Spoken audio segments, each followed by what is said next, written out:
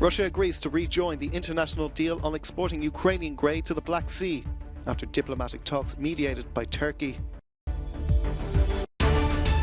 With the majority of the votes counted, former Prime Minister Benjamin Netanyahu is heading for victory in the Israeli elections.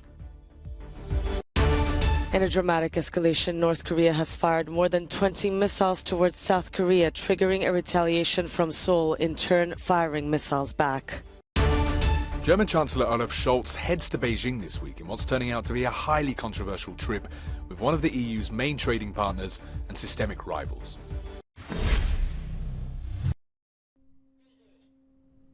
Russia has agreed to rejoin the international deal on exporting grain from Ukraine after a flurry of negotiations between the Kremlin and Turkey.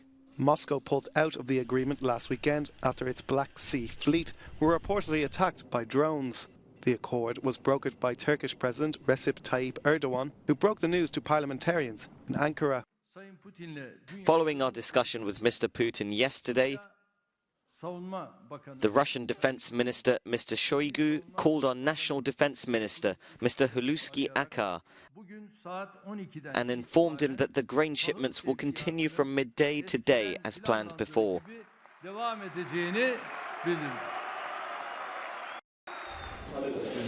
Erdogan spoke to President Putin directly after Russia's withdrawal. The Kremlin later said Russia agreed to rejoin the deal on condition of security guarantees from Ukraine.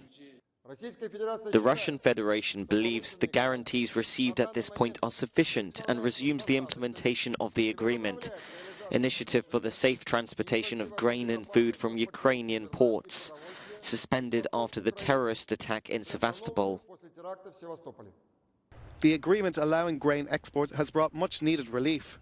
Russia's invasion in February sparked major concerns of a global food crisis, with countries reliant on Ukrainian grain in the Middle East and Africa subject to soaring food prices.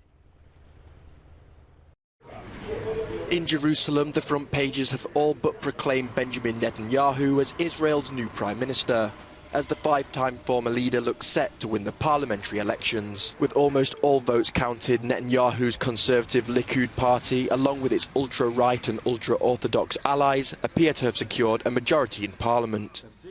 The popularity of the far right has taken some voters by surprise. Far-right politician Itamar Ben-Gvir is a surprise of this election. He was expected to rise, but not that much. I hope for the right-wing government.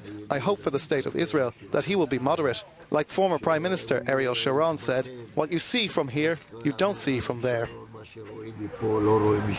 The likely victory of Netanyahu's bloc over incumbent Prime Minister Yair Lapid's centre-left could put an end to a recent period of political turmoil in the country. We're happy to have a decisive answer, and hopefully for 4 years we'll get a strong government. Critics have raised concerns that Netanyahu's right-wing ultra-nationalist alliance could further heighten tensions in the Israeli-Palestinian conflict. On Wednesday, Israeli soldiers killed a young Palestinian man at a checkpoint in the West Bank.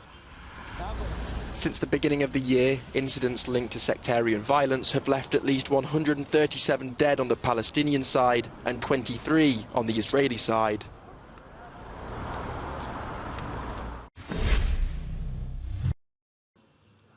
Israel's former Prime Minister Benjamin Netanyahu appears to be on the brink of a comeback. Partial results show that he was on course to win a majority in parliament with the help of the far right. Now, it is the fifth election in 3.5 years and comes after the collapse of the Israeli coalition government in June. Well, to talk more about this now, I'm joined by Professor Yossi Mechelberg, Associate Fellow at the Middle East and North Africa Programme at Chatham House. He's also a lecturer at the University of Roehampton in the UK. Welcome to you and thanks for being with us. What would this mean for Israel to see Netanyahu back and also with then that necessary support coming from the ultra-nationalist religious Zionism party? What would that mean for the country? Yes, well, I think this is one of the most consequential election in Israel recent history. One, that the prime minister, the next prime minister, was before 12 years a prime minister, that is actually, as we speak, face a court case for 3 cases of corruption, is actually going to return to power. B, that he's going to be supported by the very far right in Israel. Israel, the far right, is a little bit different than in many other countries. It's also religious, messianic. Their support comes from the settlement, but not only. I think in this election they managed to expand their support beyond the religious and the settlements. But I think if this is the kind of coalition, a relatively narrow coalition supported by the far right, and one of, for instance, member of this, one of the leader of this party that was convicted for terrorism before is going to serve as a key minister, I think this is really a watershed in Israel history. So then that brings me to the question as well. What could his return, with that backing, as you say, of the far right, then mean for Palestinians? I think there are a lot of issues here. One, of course, is the Palestinian issue. As it is, there is no peace process to talk about. And the relation between Israelis and Palestinians are deteriorating. You know, the blockade in Gaza and the entrenchment of the occupation in the West Bank and escalation in violence there definitely in the last few months. Settlements are expanding. Under this government, if this is the government that we think that it's going to be, this is going to be probably even worse. But it's not only the issue of the Palestinian issue, which is very important, obviously. It's also the future of the justice system in Israel, whether Netanyahu's corruption case going to continue, what's going to be the role of the Supreme Court that the right wing in Israel tries to weaken. Israel is going to become a more more messianic country in which liberal, progressive people will find it difficult to live. So there is a series of implications of this election. In a major escalation, North Korea has fired at least 20 missiles in the direction of its southern neighbor this Wednesday. One of the projectiles even landed close to South Korean territorial waters for the first time since the 1945 division of the peninsula. Seoul said it retaliated a few hours later. Since 8:51 a.m. today, North Korea launched 3 ballistic missiles, and one of them landed in the East Sea, south of the northern limit line. Today's launch is the first time a North Korean missile landed near our territorial waters. This is unprecedented and unacceptable. Our military will respond sternly to this act. The missile launch also sparked rising tensions with Japan. Recently, North Korea has been launching ballistic missiles in a quick succession and has been relentlessly and unilaterally escalating its provocations. North Korea's series of actions threatens the peace and security of Japan, the region and the international community, and is absolutely unacceptable.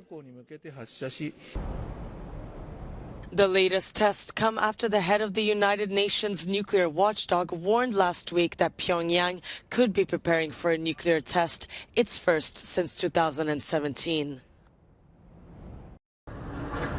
Throughout October, much of Europe has been baking in unseasonably warm temperatures.